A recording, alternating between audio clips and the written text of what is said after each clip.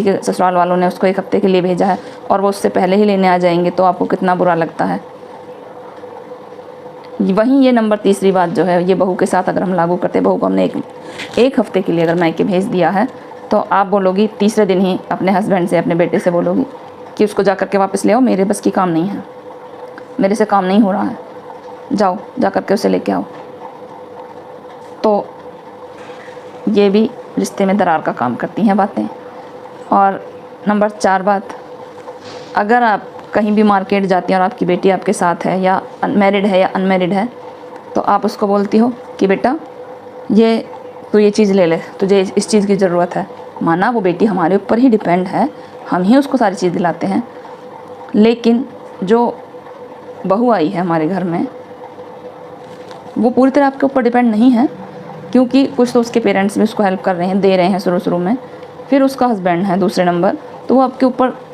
तीसरे हिस्से की जिम्मेदारी आपके ऊपर आती है। लेकिन आप अगर बहू को बेटी बनाना चाहते हैं तो आप साथ में जा रहे हो तो चल, मैंने मेरी बेटी के लिए कुछ गिफ्ट लिया है या कुछ भी है, तुझे किसी चीज़ की ज़रूरत है, ज़रूर नहीं गिफ्ट की बातें हों,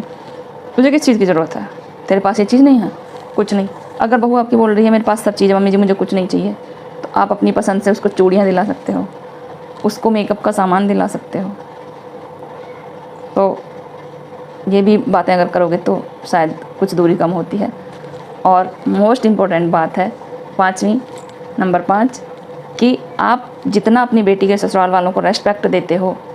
दामाद जी आए हैं या उनके भाई आए हैं, उनके पापा आए हैं आपके दामाद के,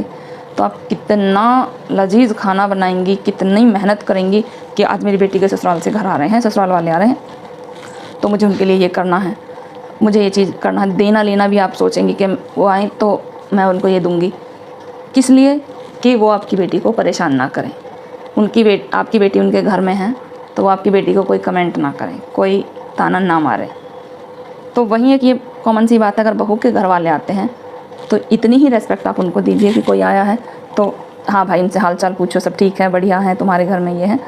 और उनको अच्छे से खाना खिलाओ, उनको बैठ के इज्जत दो, बात करो। हाँ, उनको देने लेने की ज़रूरत नहीं है क्योंकि उनका और आपका रिश्ता नहीं है देने लेने का, तो लेकिन आप उनको इज्जत तो दे सकते हो,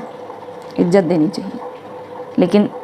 80% लोग नहीं देते हैं, तो यही है रिश्ते में दरार का कारण। अगर मेरी वीडियो अच्छी लगे तो लाइक, शेयर और सब्सक्राइब भी कर दिया करो, और कुछ कमेंट वगैरह भी कर दो कि जिससे मुझे पता चले कि मेरी बात कहाँ तक जाती है, किस किस को अच्छी लगती है। और मैं भी इंसान हूँ, मैं कोई पूरी तरीके से 100% मेरी बात सही नहीं होगी, लेकिन मुझे मोस्टली पता है, मैंने बहुत एक्सपीरियंस करके ये बातें कहनी शुरू करी हैं। जिस